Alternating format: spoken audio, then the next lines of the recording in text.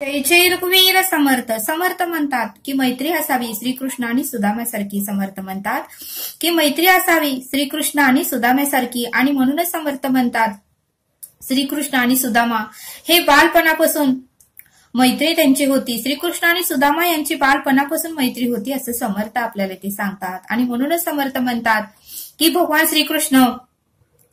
श्रीकृष्ण हे बालपणी संदीपानी मुनीच्या आश्रमात शिक्षण घेत होते आणि ब्राह्मण कुटुंबात जन्मलेले सुदामाही याच आश्रमात शिक्षण घेत होते. ब्राह्मण कुटुंबात जन्मलेले सुदामाही याच आश्रमात शिक्षण घेत होते आणि आश्रमातच कृष्ण आणि सुदामा यांची घट्ट मैत्री झाली. समर्थ म्हणतात की आश्रमात कृष्ण आणि सुदामा यांची घट्ट मैत्री झाली. सुदामा हा गरीब ब्राह्मण होता. समर्थ म्हणतात की सुदामा हा गरीब ब्राह्मण होता तर कृष्ण हा राजघराण्यातील होता. सुदामा हा गरीब ब्राह्मण होता तर कृष्ण हा राजघराण्यातील होता. आणि शिक्षण घेतल्यानंतर मात्र दोघांनीही आश्रम सोडले. शिक्षण पूर्ण झाल्यावर दोघांनीही आश्रम सोडले आणि मग सुदामा आपल्या गावी निघून गेला. सुदामा हा 5 घरातूनच भिक्षा मागायचा. सुदामा हा 5 घरातून भिक्षा मागायचा आणि 5 घरातून काहीही न मिळाल्यास तो उपाशी राहायचा. 5 घरातूनही काहीही न मिळाल्यास त्याचे सर्व कुटुंब उपाशी राहायचं. आणि मग समर्थ म्हणतात की दिवसेंदिवस सुदामाचे कुटुंब गरिबीकडे जाऊ लागले. दिवसेंदिवस सुदामाचे कुटुंब गरिबीकडे जाऊ लागले. आणि मग मात्र पत्नीच्या हट्टामुळे सुदामा श्रीकृष्णाकडे मदत मागायला गेले. पत्नीच्या हट्टामुळे सुदामा हे श्रीकृष्णाकडे मदत मागायला गेले. आणि सुदामाची पत्नी सुशीला त्याला रोज श्रीकृष्णाकडे जाऊन मदत मागायला सांगायची.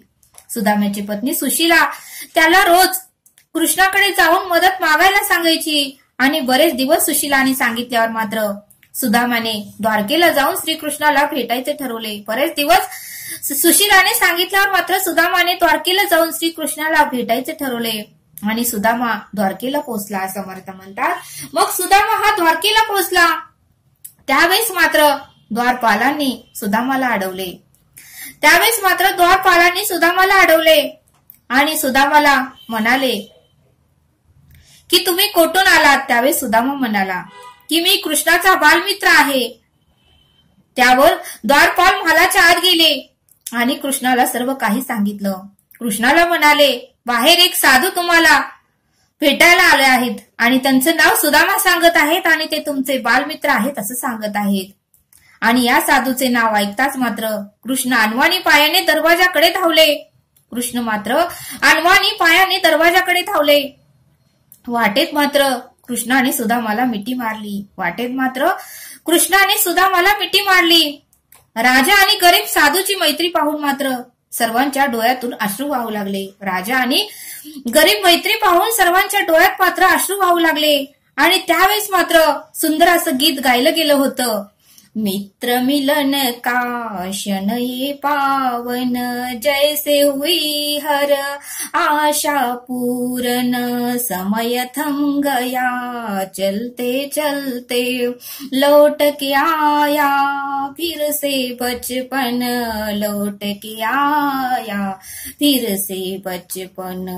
एक दूजे को कंठी लगा के नैना नीर बहाए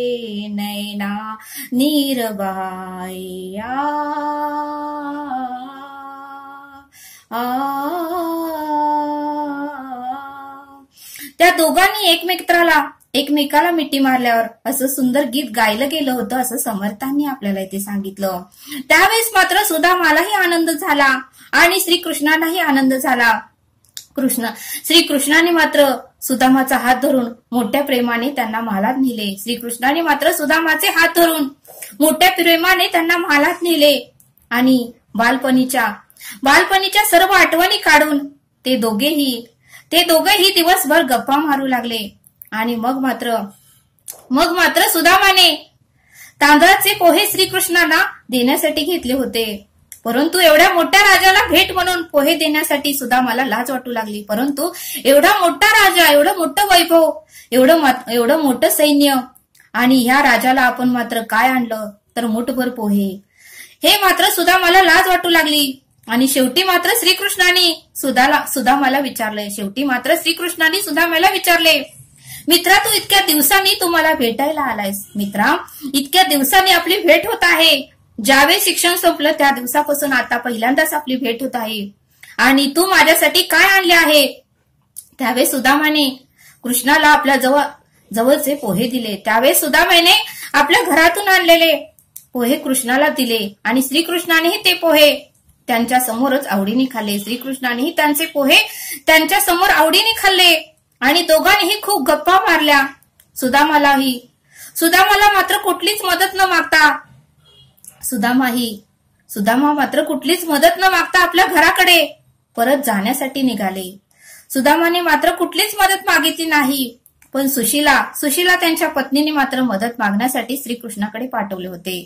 पण परतीच्या वाटेवर सुदामा घरी गेल्यावर मात्र बायकोला काय बोलणार, बायकोला काय सांगणार याचा विचार करतच होते. आणि मग मात्र सुदामा विचार करू लागला की पत्नीने कृष्णाला मदत मागण्यासाठी आपल्याला पाठवलं होतं, पण आपलं धाडच झालं नाही. मित्राकडे एवढं मोठं एवढं मोठं वैभव, त्याच्याकडे काय मागायचं, काय मागू शकलो नाही. हा विचार करत असताना सुदामा पायी चालत होता आणि हळूहळू तो घरी पोचला. आणि हे दृश्य पाहून त्याला आश्चर्य वाटले. घरातील सर्व दृश्य पाहून सुदामाला आश्चर्य वाटले.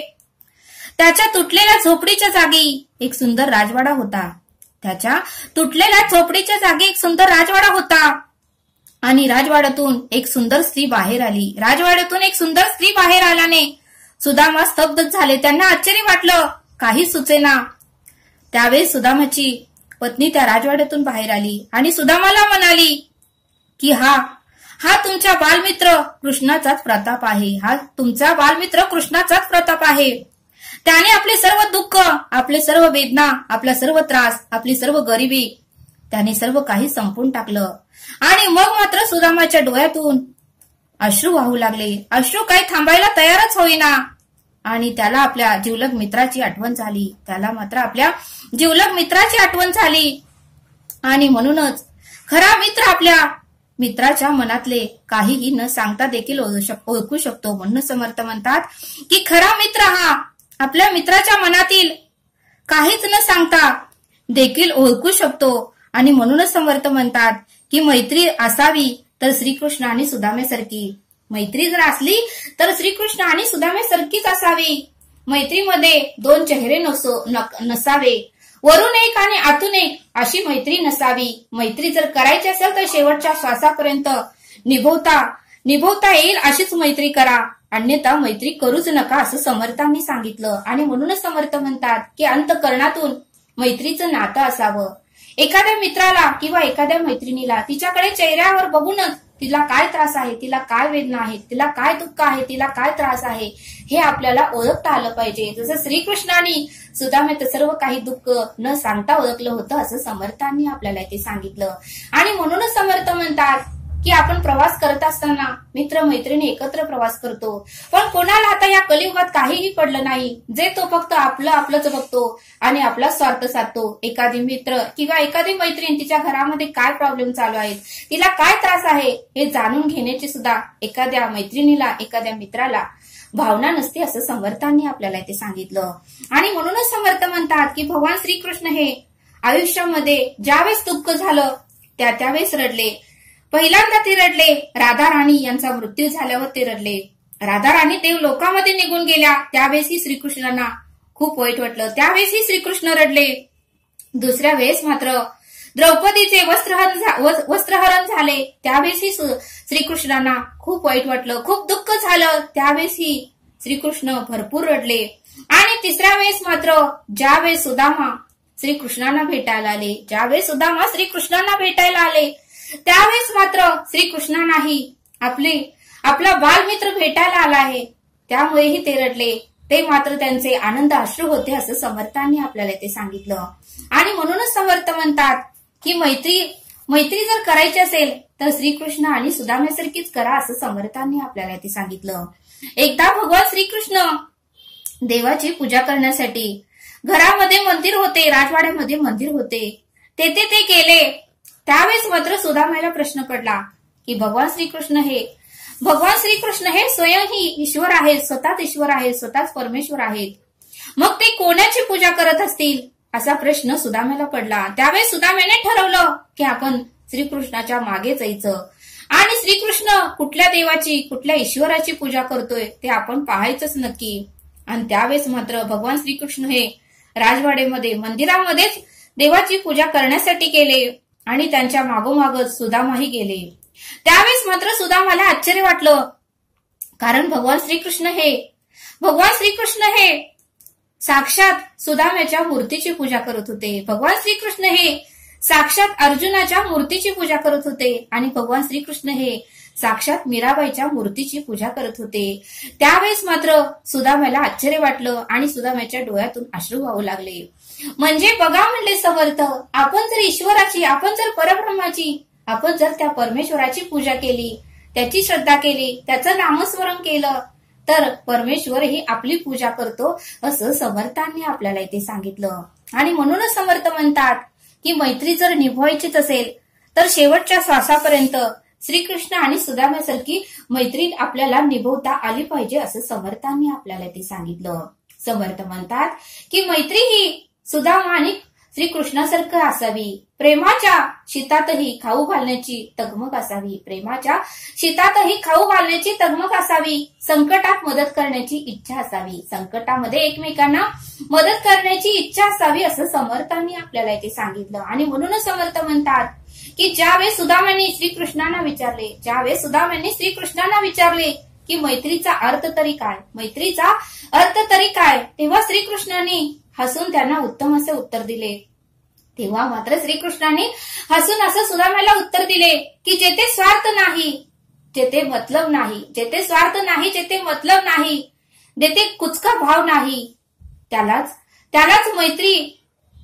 मैत्री म्हणतात. पण जेथे स्वार्थ असतो, जेथे मतलब असतो, जेथे फक्त स्वार्थासाठी आणि आपल्या फायद्यासाठी मैत्री केली जाते, तेथे खरंच मैत्री नसते असं श्रीकृष्णांनी सुदामाला उत्तम असं सांगितलं. आणि म्हणूनच समर्थ म्हणतात की मैत्री जर निभवायचीच असेल तर श्रीकृष्ण आणि सुदाम्यासारखी आपल्याला मैत्री निभवता आली पाहिजे. अन्यथा मैत्री नाही केली तरीही चालेल असं समर्थांनी आपल्याला इथे सांगितलं.